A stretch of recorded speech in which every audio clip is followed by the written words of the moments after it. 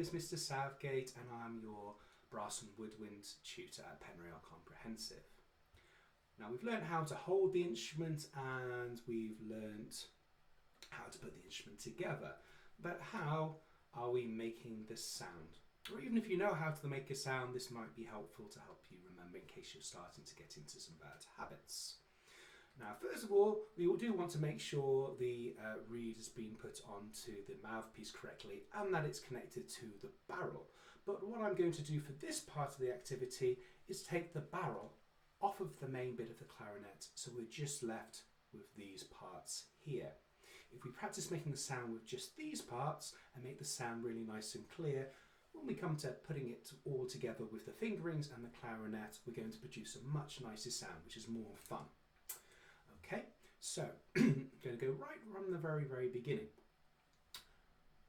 First of all, we do not want to use our teeth to chomp down on the reed. The reed is made out of wood, and in a battle against your teeth, your teeth are definitely going to win.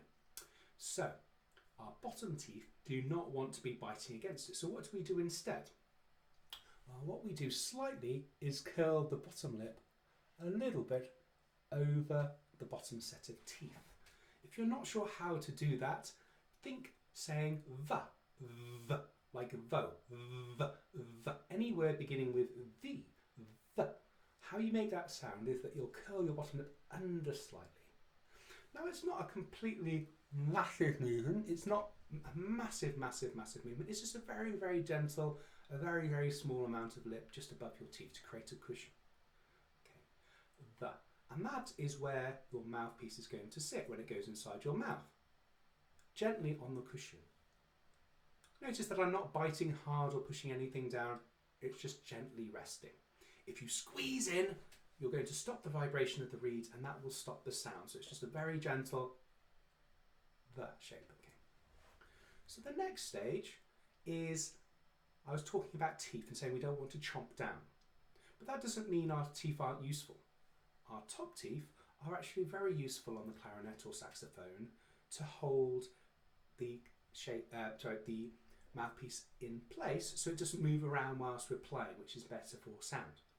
So what we can do is our teeth touch the top of the plastic here. Okay, just touching it. That just helps our mouthpiece stay in position. So we've got the V shape. We've got an open mouth. It's not a closed mouth, so it's like an oo shape. Ooh.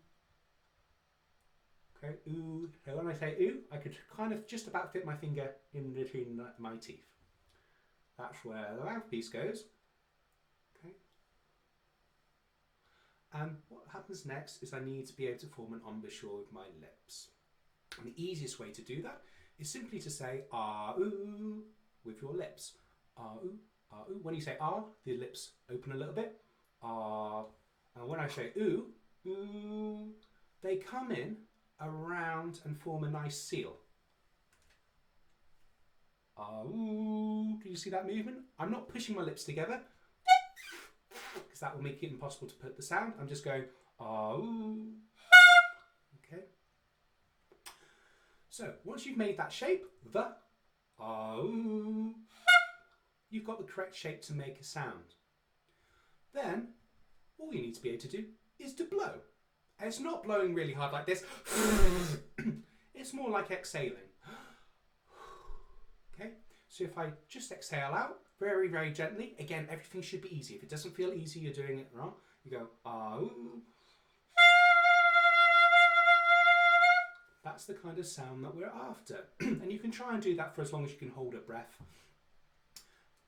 There's two things that could go wrong. This.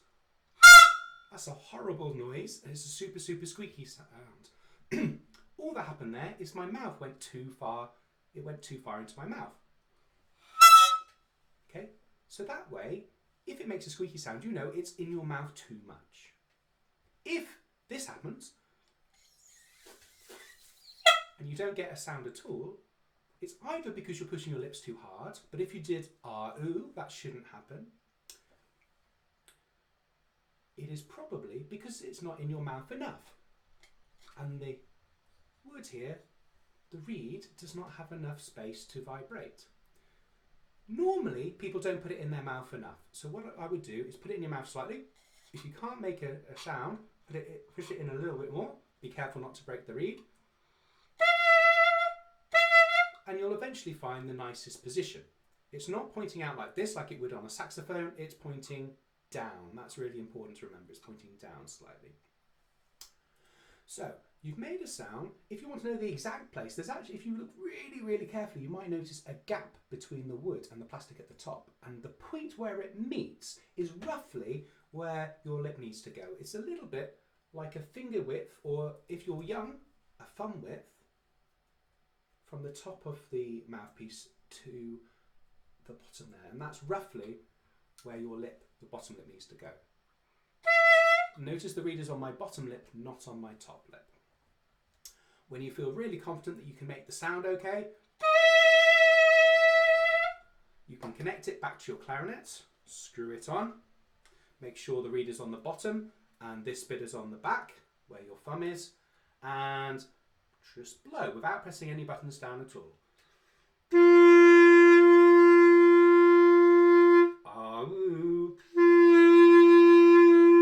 And that should be your G. Thank you.